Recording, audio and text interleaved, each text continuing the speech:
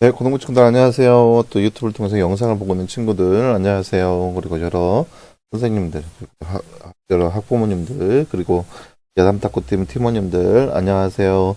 오늘도 우리 역시 말씀 묵상 같이 보도록 하겠습니다. 오늘은 누가복음 4장 21절에서 30절 말씀, 누가복음 4장 21절에서 30절 말씀 먼저 보도록 하겠습니다.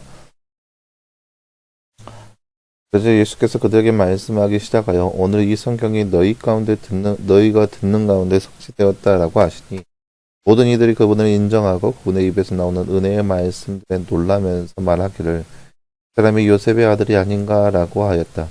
예수께서 그들에게 말씀하시기를 너희는 틀림없이 나에게 의사야 내 자신이나 고쳐라 하는 속담을 들어 우리가 들은 대로 가버나움에 행한 모든 것을 여기 당신의 고향에서도 행하소서라고 말할 것이다 하시고 예수께서 또 말씀하셨다. 내가 진정으로 너희에게 말한다. 어떤 선지자도 자기 고향에서는 환영을 받지 못한다.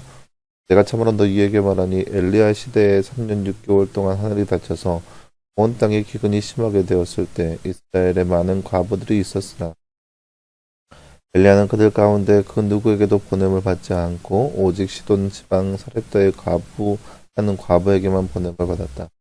또 선지자 엘리사 때에 이스라엘에 많은 나병 환자들이 있었으나 그들 가운데도 아무도 깨끗하게 되지 못하고 오직 시리아인 나아만만 깨끗하게 되었다. 그 회당 안에서 이 말씀을 듣고 있는 자들이 모두 분노로 가득 찼다.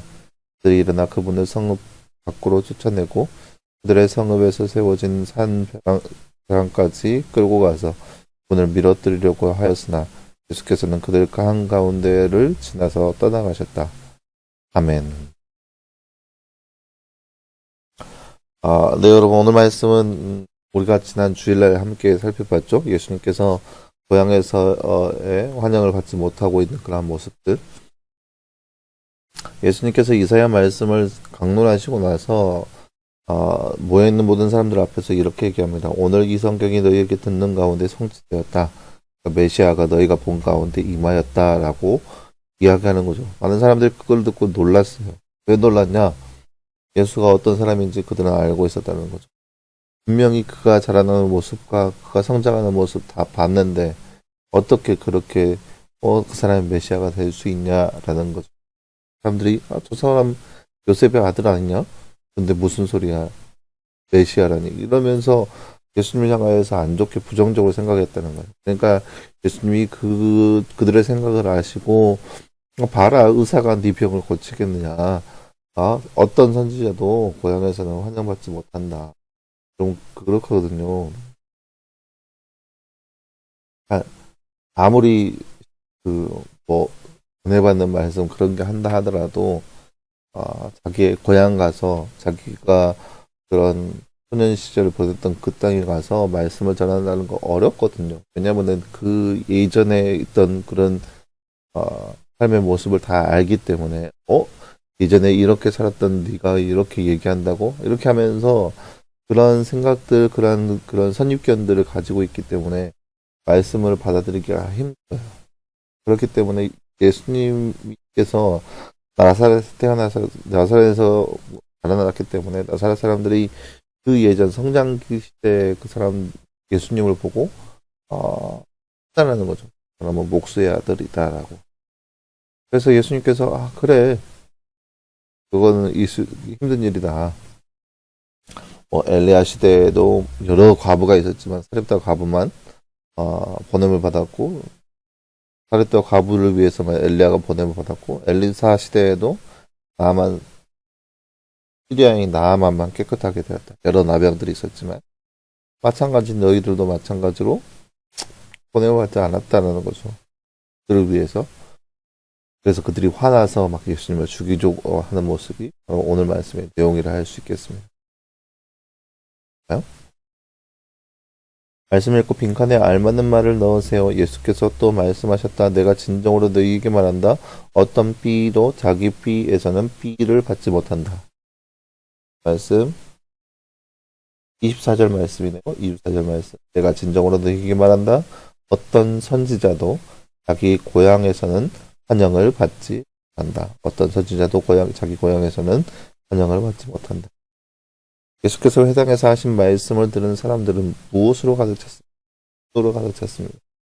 모두 분노로 가득 찼다. 28절 말씀에 나와 있죠. 말씀을 듣고 있는 자들이 모두 분노로 가득 찼다. 예수님이 어떤 일을 하셨는지, 어떤 말씀을 하셨는지 그것을 보고 듣고 해서 예수님을 다 구주로 믿게 되었고 받아들일 수 있는 겁니다. 오직 하나님의 은혜로 믿음이 생겨날 수 있는 겁니다. 그러니 우리는 늘 하나님의 은혜를 구해야만 합니다. 네, 우리 오늘도 그렇게 은혜를 구했으면 좋겠습니다. 네, 사랑하는 여러분, 오늘 말씀에서 우리가 지난 주일에 살펴봤듯이 예수님을 바라보는 관점이 얼마나 우리에게 중요한지 살펴보고 있는 거예요. 나사렛에 가서 하나님의 말씀, 동일한 말씀을 전했어요. 동일한 말씀을 읽고 그 말씀을 강론하고 그 말씀에 대해서 얘기해 줬어요. 근데 나사렛 사람들의 반응은 저 사람은 요셉의 아들이 아닌가? 라고 얘기했어요. 그 말은 무슨 뜻이냐? 자기들이 흔히 봤던, 지금까지 보고 경험했던 그 사람의 아들이 아닌가? 그러니까 자신들이 그렇게 습관적으로 또 형식적으로 보았던 그 사람의 아들, 인간인 예수를 그들은 끝까지 봐왔다는 거예요. 예수님이 하시는 말씀, 예수님의 신성함, 예수님의 그 거룩함을 보기보다 그들이 지금까지 봐왔던 그런 선입견의 굴레에 사로잡혀서 그 외에 나가지도 못하고 그 안에서만 딱 들어박혀 있는 채 그렇게 예수님을 향하여서 딱 그렇게 신기를 가지고 딱 배제하는 그런 모습들을 볼 수 있습니다. 이것이 바로 우리의 삶 가운데 굉장히 중요한 요소 중 하나예요. 우리도 역시 제가 빌라도 말씀드렸다시피 익숙한 것에 젖어져 있다 보면 그 익숙한 것 안에 특별함을 바라보지 못한다는 거예요. 하나님의 말씀에 익숙해져 있어서 그 익숙함 안에서 하나님께서 우리 가운데 하시고자 하는 말씀은 그 특별한 말씀이 있는데도 불구하고 우리는 익숙한 것에 젖어들어서 익숙한 것만 바라보고 특별한 것은 바라보지 않는다는 거예요. 어떻게 해요? 이 말씀 저번에 봤던 말씀인데 이 말씀 저번에 누가 설교했던 말씀인데 이 말씀 저번에 들었던 말씀인데 이렇게 치부하면서 이렇게 살아간다는 거예요. 그렇게 그 익숙함 가운데 있을 뿐이지 그 안에 특별함을 바라보지 못한다는 거예요.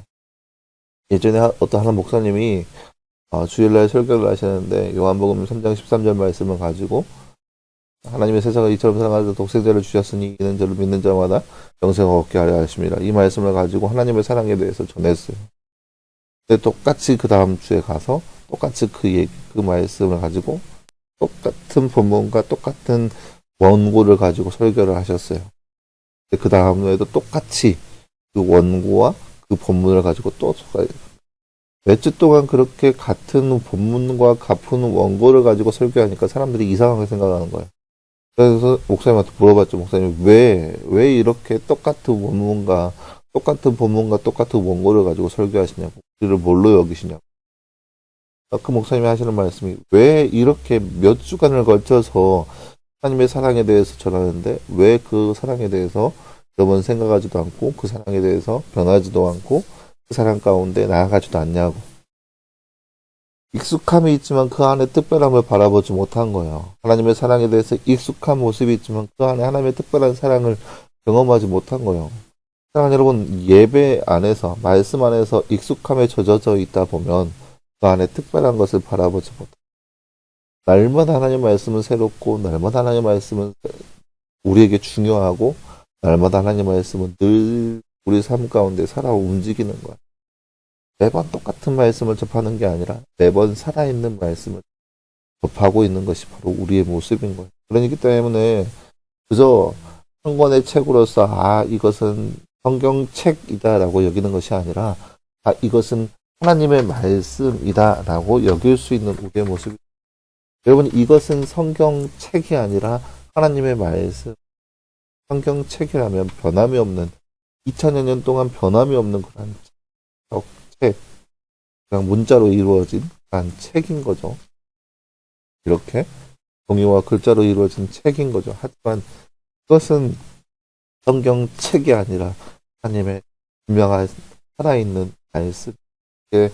그렇게 살아있는 말씀으로 우리가 여긴다면 살아있고 운동력 있는 그 말씀이 우리에게 특별한 말씀이 되어서 이 특별한 말씀이 우리 가운데 경험하게 된다는 거죠.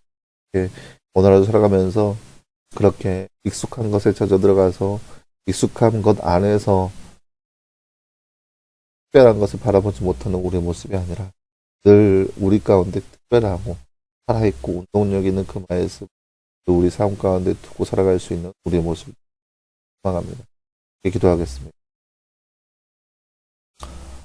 하나님 감사합니다. 주님 오늘 말씀에서 우리는 예수님께서 나사렛 동네에서 환영받지 못하고 있는 그런 모습을 바라보았습니다.